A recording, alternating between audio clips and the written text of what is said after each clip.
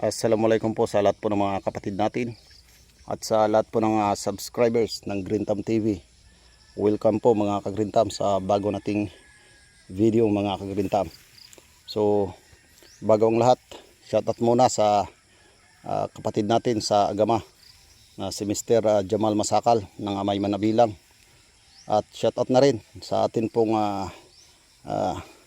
masugid na tagasunod sa atin pong YouTube channel, si Mr. Alex Acaso ng Bohol. So sa mga nag-subscribe sa ating channel, maraming salamat sa inyong suporta. Sana mga ka-Green Thumb ay sa na-share po nating mga ideya ay sana ay nakakatulong po itong mga content natin sa atin pong YouTube channel mga ka-Green Thumb. So ang atin pong tanim ay 2 buwan na po yung edad mga ka-Green Thumb. Simula nung tayo po ay nag-transplant dito. So parang kakapusin tayo ng poste sa sobrang tangkad niya po. Hanggang dibdib na po yung atin pong tanim sa tangkad niya po. Pero hindi po magkapareho mga ka-Green Thumb. Doon sa bandang unahan, sa mga lupa na hindi ganong fertile, ay mabababa lang mga ka-Green Thumb. So itong binidyohan natin, dito po yung mas maganda yung tubo ng ating tanim mga ka-Green Thumb. So unahin natin itong kanya pong status ng kanya pong mga bunga. So ito, sisimula na pong magpapagulang. Ito pong bunga ng ating atsal. So sa kanya pong first Y ay meron po tayong dalawa. Ito po yung kanyang second Y. Hindi ko na agad na dapat ihulog natin to. Kasi natusok niya yung kasama niya, kaya na-deform po yung kanya pong hugis. Ayan. So tungkol nga pala sa nagtatanong kung tayo po ba ay nagpruning. Yes po mga boss, nagpruning po tayo.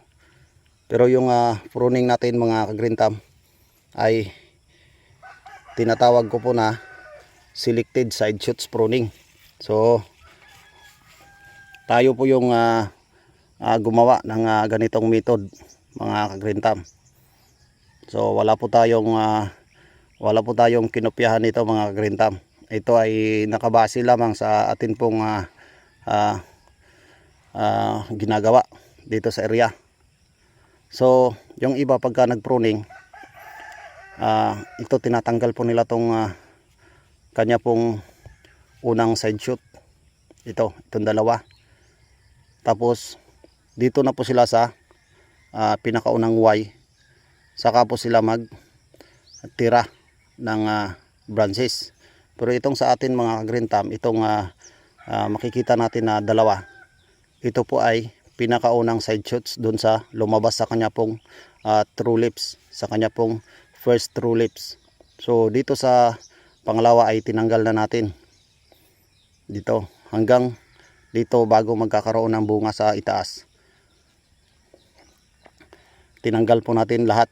Pero yung mga dahon, ito tulad po ng ganitong dahon ay hindi muna natin tinanggal. So mangyayari lamang mga ka-Green Thumb na tatanggalin natin ito pagka may harvest na po tayo dito sa atin pong first Y. Kasi ang purpose po nito, itong mga dahon na ito, kaya hindi natin tinatanggal, ay ito po yung magsisilbing canopy sa mga bunga dyan sa kanya pong first Y. Pero kailangan talaga ito tanggalin pagkatapos ng harvest natin dito sa kanya pong first Y hanggang sa kanya pong second Y. Kasi ang magsisilbi na naman canopy dito sa mga bunga sa bandang itaas, sa kanya pong second and third Y po, ay ito na namang mga dahon sa bandang itaas din mga ka-Green Thumb. So sa kanya pong side shoots, papasili po natin itong mga bunga na nabuo sa kanya pong side shoots. Ayan mga ka-Green Thumb. Ayan, sundan na lang po natin kasi hindi gaanong ma-focus ating camera. Ganyan po karami yung bungang binigay ng atin pong isang side shoots. At dito naman sa kabilang side shoots, ito doon sa itaas, meron din siyang bunga. Ayan, 4, 5. Ang dami pa pala sa itaas, pero buds pa lang mga ka-green thumb, hindi pa ganun lumaki. Ayan. So itong selected side shoots pruning ay maraming beses na natin ito ginagawa. So hindi tayo nag-Y pruning, kasi yung Y pruning mga ka-green thumb, nasasayang yung lahat ng branches sa ibaba bago makarating doon sa kanya pong first Y, kasi tinatanggal lahat yun. So opposite naman doon sa tinatawag po na top pruning, kasi doon sa top pruning, bago magkakaroon ng Y ay tinatanggal yung pinaka talbos. Kaya ang mangyayari, itong mga side shoots dito sa bandang ibaba, kasama na itong tinira ko mga ka-green thumb, ito po yung magkakaroon po ng mga bunga. So hindi po tayo nagtap pruning, kasi may nagtanong po sa atin kung tayo po ba ay nagtap pruning. So wala po tayong top pruning mga ka-green thumb, kasi yung top pruning mga ka-green thumb ay madidilid yung harvest natin ng 1 buwan pagka tayo po ay nagtap pruning. Kasi itong bunga na ito, pag tayo po ay nagtap pruning ay wala po ito, pati rin po itong sa second Y. Ang aantayin na lang natin ito pong side shoots na mga bunga ito. Ayan mga ka-green thumb. So ito matagal pa to mahinog, kahit itong medyo malaki-laki na kumpara dito sa bunga sa kanya pong first Y. Ito siguro next week nito ma-harvest na ito. Nagpapagulang na matigas na mga ka-green thumb. So malaki po yung posibilidad na madilid po yung harvest natin pagka tayo po ay nag top pruning. At pangalawa po, yung atin pong tanim pagka tayo po ay nag top pruning, bukod doon sa madidilid mga ka-green thumb, ay maliliit po yung kanya pong bunga. Oo, mas marami yung bunga, kasi yung lahat ng side shoots dyan, yan po yung atin pong inaalagaan. Mas marami yung kanyang bunga, pero mas maliit talaga mga ka-green thumb kaysa mga bunga sa kanya pong first Y. Itong katulad po ng ganito. Ayan mga ka-green thumb. So sa Y pruning naman mga green thumb ay hindi rin natin yon ginagawa. Ang nangyayari, meron tayong dalawang side shoots, pati rin dito sa kabila. Ayan, meron pa rin mga green thumb, pero ito sa tingin ko parang na pruning to ng insekto. Yung pinakatalbos nito posibleng naputol to ng insekto. Ganito po yung mangyayari mga ka-green thumb pag top pruning. Ayan, lahat ng makikita natin na branches dyan sa puno na yan ay puro po yan side shoots. Wala po tayong Y. Yan, sige, pero hindi ako nag-top pruning mga ka-green thumb. Ito ay posibleng na putol ng insekto. So silipin natin, ito na lang mga ka-green thumb, magiging comparative natin ito mga ka-green thumb. Pagka top pruning ay magiging ganito. Yan. Pero ulitin ko, hindi po tayo nag-top pruning nito. Ito po ay posibleng na dali ng insekto. Ganyan po yung status ng kanyang mga bunga. Marami din mga ka-green thumb, pero ikumpara natin sa selected side shoots pruning. Yan. Mas malalaki mga ka-green thumb at magugulang na. Pero dito ay mas mura. Ayos din tong insekto na to. Mayroon tuloy tayong comparative sa top pruning at saka selected side shoots pruning. So ang ginamit natin ito na pataba mga green thumb ay winner na po yung ginamit natin. So nangangailangan po kasi ng mas maraming potassium yung tanim natin. Pero yung unang labas po ng mga bulaklak ay meron tayong 0060 na ginamit.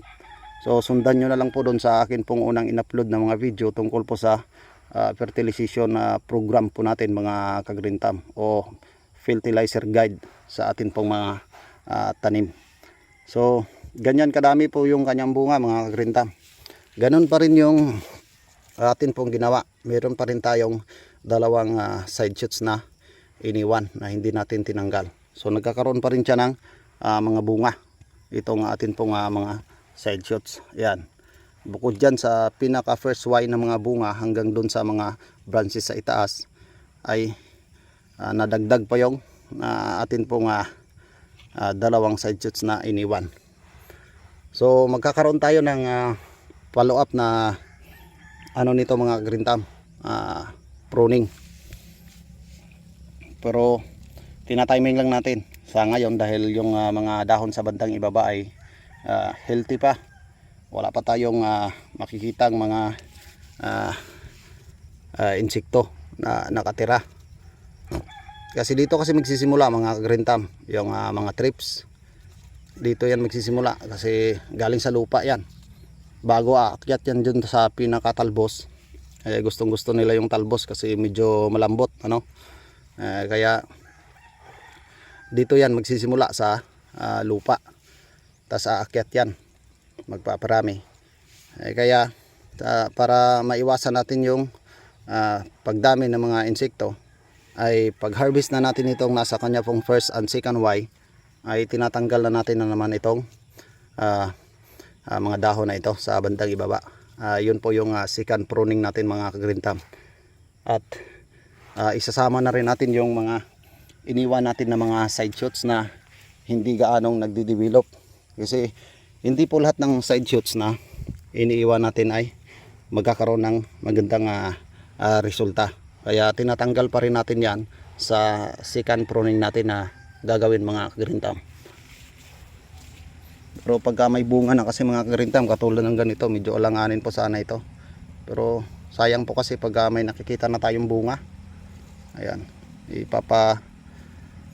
ipapasok na lang natin pagka nakalabas po siya sa trellis.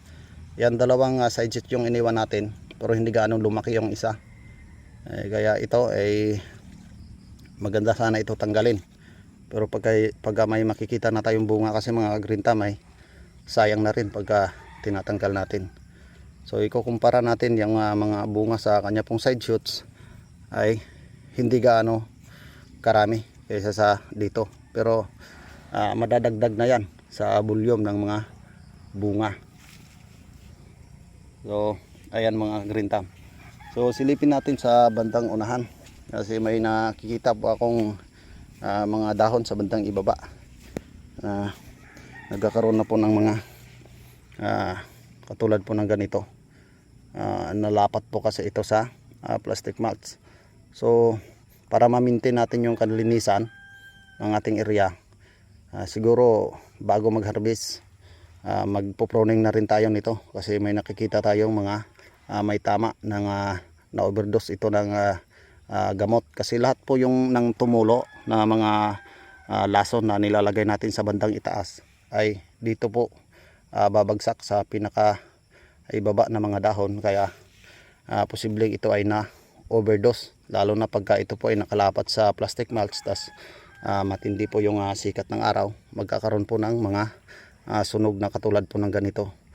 So tinatanggal natin to at iniipon at nilalayo po natin dito sa area. Kasi kahit ito ang cause po nito ay sa sobrang spray o kaya sa natamaan po ng pataba, posible pa rin na pasukin po ito ng mga fungus. So prevention mga ka-Green Thumb, pag may makita tayong unhealthy na mga leaves ay ipruning natin at wag lang natin ikalat-kalat dito sa atin pong pinakadaanan. Kasi dyan na magsisimula yung mas maraming problema sa ating tanim mga ka-Green Thumb. So abangan nyo po yung akin pong sunod na mga video mga Green Thumb. Kasi hindi lang po atsal yung atin pong itinatanim. Magtatanim na naman tayo ng second batch natin na watermelon doon sa banda pong ibaba. So meron po tayong special na basal na ilalagay mga kagrintam. Tayo lang po yung gumawa noon mga kagrintam. Kaya subaybayan nyo lang po yung aking channel. Sana makatulong po sa inyo mga kagrintam. So hindi po magkapareho yung volume po ng kanyang mga bunga. May mga ibang puno na mas maraming bunga, mayroon na mga kakunti lang, katulad ng ganito mga kagrintam. Hindi po siya ganon ka-healthy yung puno, at saka makikita natin hindi maganda yung pagka-pruning. Kulang po ng pagtanggal po ng mga maliliit po na mga side shoots dito sa bandang itaas ng ating side shoots na iniwan mga kagrintam. So bago ang lahat pala mga kagrintam, bago tayo magpapaalam, so i-reveal natin yung atin pong insecticide na ginamit dito. Scorpio mga kagrintam, Metomel content. Yun po yung ihahalo natin sa green label. Pagka meron po tayong mga yellow label na mga insecticide na powder mga kagrintam, huwag na po tayong gumamit ng yellow label na liquid na insecticide. Pwede tayong gumamit pero i-underdose natin yung dalawang yellow label kasi matatapang yun mga kagrintam. Delikado yun pag mag-i-spray tayo ng ganon tapos ma-overdose yung atin pong tanim. Kaya pag yellow label na powder mga kagrintam yung ating ilalagay, ay mas maigi na parisan na lang natin yan ng green label na mga insecticide. Kahit anong insecticide na liquid na green label, pwedeng mga kagrintam. So sa atin po namang fungicide na ginamit, so mapapansin po natin wala tayong makikita na mga leaf spot o frog eye. So nakokontrol po ng produkto ng Bayer ang atin pong halaman na wag po magkaroon ng mga diseases dito sa kanya pong mga dahon mga kagrintam. So wala tayong makikitang frog eye o leaf spot sa kanya pong mga dahon mga kagrintam. So sa fungicide, Antracol ng Bayer. Dito naman sa atin pong para po sa atin pong insecticide, pangontra sa ating tanim doon sa mga mapaminsalang mga insekto katulad po ng moth na siyang magiging sanhi ng mga uod, trips mga kagrintam. Scorpio yung gamit natin mga kagrintam. So yun lang po muna mga kagrintam. Assalamualaikum po sa inyong lahat. Happy farming mga kagrintam.